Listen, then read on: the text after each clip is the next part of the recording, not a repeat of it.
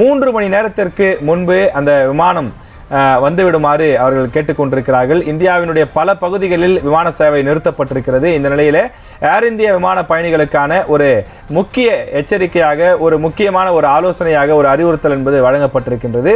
3 மணி நேரத்திற்கு முன்பாக விமான நிலையம் வந்துவிட வேண்டும். ஏனென்றால் பாதுகாப்பு கெடுபிடிகள் அதிகமாக இருக்கும் என்று தெரிவித்திருக்கிறார்கள். சாதாரணமாகவே ஏர்போர்ட்டுக்கு நாம் செல்லும் போது குறைந்தது 2 மணி நேரம் முன்னதாக வர வேண்டும் என்று அறிவுறுத்துவார்கள். தற்போது போர் பதட்டமான சூழல் இருக்கக்கூடிய காரணத்தினாலே இந்த செக்கிங் ப்ராசஸ், சோதனை செய்யக்கூடிய நிகழ்வுகள் அதிகமாக இருக்கும் என்பதனாலே 3 மணி நேரத்திற்கு முன்னதாக வர வேண்டும் என்று உத்தரவுகள் பிறப்பிக்கப்பட்டிருக்கிறது. நாம் தொடர்ச்சியாக காலையிலிருந்து செய்திகளை பார்த்து கொண்டிருக்கிறோம்.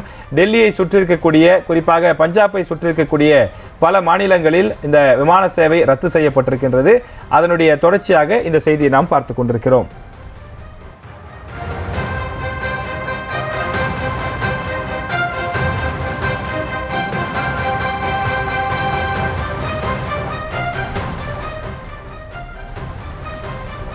காஷ்மீர் மற்றும் பாகிஸ்தான் ஆக்கிரமிப்பு காஷ்மீர் ஆகிய பகுதிகளில் தீவிரவாதிகளுடைய நிலைகளை குறிவைத்து இந்தியா ஆபரேஷன் சிந்தூர் என்ற தாக்குதல் சர்ஜிக்கல் ஸ்ட்ரைக்கை முன்னெடுத்த நிலையில் தற்போது தொடர் தாக்குதல் பாகிஸ்தான் தரப்பிலிருந்து எடுக்கப்பட்டிருக்கு. அதுக்கு பதிலடியான இந்தியா தரப்பிலிருந்தும் பல்வேறு தாக்குதல்கள் முன்னெடுக்கப்பட்டிருக்கு. இதுவரைக்கும் ட்ரோன் தாக்குதலாக தான் இதை நம்ம பார்த்துக்கிட்டு இருக்கோம். ராஜேஷ், நம்மோடு சிறப்பு விருந்தினர்கள் பல்வேறு தரப்பிலிருந்து வந்து சொல்லியிருக்கிறாங்க.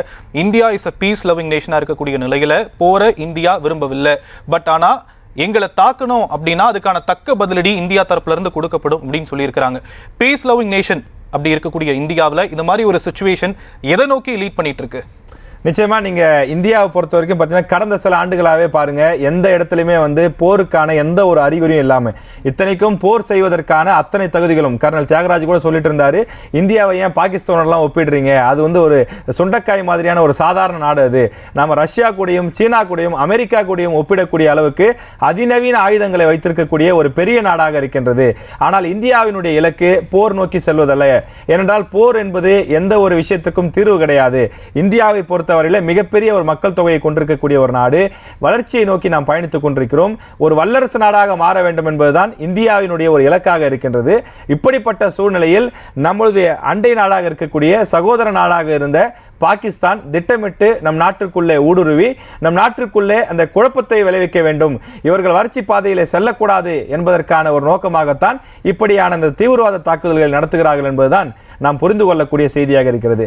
தொடர்ந்து 2 நாட்களாக நாம் செய்திகளை பார்த்து கொண்டிருக்கிறோம். நம்முடைய வெளியுறவுத்துறை செயலாளர் பேசுகின்றார், வெளியுறவுத்துறை அமைச்சர் பேசுகின்றார், உள்துறை அமைச்சர் பல சந்திப்புகளை மேற்கொள்கிறார். அனைத்து சந்திப்புகளிலும் அவர்கள் சொல்லக்கூடிய தகவல் என்பது நாங்கள் போரை விரும்பவில்லை, பாகிஸ்தான் எங்களுக்கு எதிரி கிடையாது, பாகிஸ்தான் நாட்டு ராணுவ வீரர்களை கூட நாங்கள் தொடமாட்டோம் என்றுதான் சொல்லிக் கொண்டிருக்கிறார்கள். அந்த நாட்டில் இருக்கக்கூடிய அப்பாவி பெண்களையோ குழந்தைகளையோ பொதுமக்களையோ அச்சுறுத்துவது எங்கள் நோக்கம் அல்ல, ஏன் ஒரு பதற்றத்தை கூட நாங்கள் உருவாக்க விரும்பவில்லை என்றுதான் அவர்கள் சொல்கிறார்கள். ஆனால் பாகிஸ்தான் என்ன செய்கிறது, உங்கள் நாட்டிலே தீவிரவாதம் இருக்கின்றது, உங்கள் நாட்டிற்குள்ளே தீவிரவாதிகள் இருக்கிறார்கள், அவர்களுக்கு பயிற்சி கொடுக்கப்படுகின்றது, பல ஆயுத குழுக்கள் இருக்கின்றது, ஆயுத குடோன்களை வைத்துக் கொண்டிருக்கிறார்கள் என்று நாங்கள் புகைப்படத்தோடும் அந்த தீவிரவாதிகள் இருக்கக்கூடிய அட்ரஸ் கூட கொண்டு போய் கொடுத்தோம்னு சொல்லி இன்னைக்கு காலையில் கூட இந்திய வெளியுறவுத்துறை செயலாளர் பேசும்போது குறிப்பிடுறாரு.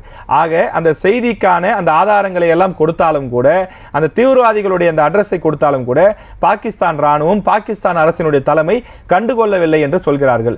கர்னல் தியாகராஜ் குறிப்பிட்டது போல அந்த ஆர்மி வேற தீவிரவாதம் வேறனே நான் சொல்ல முடியாதுன்னு சொல்றாரு. அந்த அளவிற்கு ஒரு தீவிரவாதி சுட்டுக் கொல்லப்பட்டால் தீவிரவாதியினுடைய குடும்பத்தினருக்கு ராணுவத்தினுடைய உயர் அதிகாரியாக இருக்கக்கூடியவர்கள் சென்று அவர்கள் அங்கே அஞ்சலி செலுத்துகிறார்கள். பாகிஸ்தானினுடைய தேசிய கொடியை போர்த்தி அவர்கள் அடக்கம் செய்கிறார்கள். அப்படியானால் எப்படி அது தேசியம் தனியாகவும் தீவிரவாதம் தனியாகவும் எடுத்து பார்க்க முடியும் என்பதுதான் இங்க இருக்கக்கூடிய மக்களும் இங்க இருக்கக்கூடிய அதிகாரிகளும் வைக்கக்கூடிய ஒரு குற்றச்சாட்டாக இருக்கிறது. இந்த விவகாரத்தில் நம்ம முதல்ல இருந்து பார்க்கணும் ஷம், இதுல என்ன நடந்திருக்கு அப்படின்னா, ஏப்ரல் 23 வரைக்கும் இங்க எந்த பிரச்சனையும் இல்லை. ஏப்ரல் 24ஆம் தேதி பஹல்காம் என்று சொல்லக்கூடிய அந்த காஷ்மீரினுடைய பகுதியிலிருந்து ஒரு தாக்குதல் நடைபெறுது. அதனால வரக்கூடிய பிரச்சனை தான். ராஜேஷ், நம்ம தொடர்ந்து பேசலாம். இப்போ செய்தியாளர் வெங்கட்ரமணன் நம்ம கூட இணைப்பில் இணைந்திருக்கிறார். வெங்கட்ரமணன், இப்போ ஏர் இந்தியா பயணிகளுக்கு பல்வேறு அறிவுறுத்தல்கள்லாம் மக்களுக்கு வழங்கப்பட்டு வருது. 3 மணி நேரத்துக்கு முன்னதாகவே இப்போ விமான நிலையம் வந்துருங்க, செக்கிங் ப்ராசஸ்லாம் நிறைய இருக்கு. இப்போ ஒரு பதற்றமான சூழல் இருக்கக்கூடிய ஒரு சில நேரங்களில் இந்தியாவில் முக்காவாசியான விமான நிலையங்கள் மூடப்பட்டிருக்கக்கூடிய நிலையில திறந்திருக்கக்கூடிய விமான நிலையங்களுக்கு 3 மணி நேரத்திற்கு முன்னதாகவே உங்க பயணங்களுக்கு ஏற்ற மாதிரி வந்துருங்க அப்படின்னு சொல்லப்பட்டிருக்கக்கூடிய நிலையில என்னென்ன முன்னேற்பாடுகள்லாம் விமான நிலையங்கள்ல செய்யப்பட்டிருக்கு, திறந்திருக்கக்கூடிய விமான நிலையங்களை பொறுத்த வரைக்கும்? இந்தியா முழுவதுமே எல்லையோடு இருக்கக்கூடிய மாநிலங்கள ஒரு பதற்றமான ஒரு சூழல் நிலவி வரக்கூடிய சூழ்நிலையில ஏற்கனவே நாடு முழுவதும் 27 விமான நிலையங்கள் மூடப்பட்டு இந்தியாவுடைய விமானப்படை அதை விமான தளத்தை அவங்க பயன்படுத்திட்டு இருக்காங்க. மீதம் இருக்கக்கூடிய விமான நிலையங்களுக்கு ஒரு அறிவிப்புகள் என்பது வழங்கப்பட்டிருக்கிறது. குறிப்பாக ஏர் இந்தியாவிலிருந்து 3 மணி நேரத்திற்கு முன்னதாகவே பயணிகள் விமான நிலையம் வருகை புரிய வேண்டும், பாதுகாப்பு காரணங்களுக்காக 3 மணி நேரத்திற்கு முன்னதாகவே வர வேண்டும் என்கின்ற ஒரு அறிவுறுத்தல் ஏர் இந்தியா நிறுவனம் சார்பாக வெளியிடப்பட்டிருக்கிறது. ஆகாஷா ஏர் உள்ளிட்ட ஒரு சில விமான நிறுவனங்களும் தொடர்ந்து இது போன்ற ஒரு அறிவுறுத்தல்களை வழங்கி இருக்கிறது. ஏற்கனவே ஒரு பதட்டமான சூழல் நாடுகளுக்கு இடையே, இந்தியா பாகிஸ்தான் இடையே நிலவி வரக்கூடிய சூழ்நிலையில் நாடு முழுவதும் 27 விமான நிலையங்கள் மூடப்பட்டிருக்கிறது. 400க்கும் மேற்பட்ட விமானங்கள் ரத்து செய்யப்பட்டிருக்கக்கூடிய ஒரு சூழ்நிலையில் மீதம் இயங்கிட்டு இருக்கக்கூடிய விமான நிலையங்களையும் பாதுகாப்பு ஏற்கனவே அதிகரிக்கப்பட்டிருக்கிறது.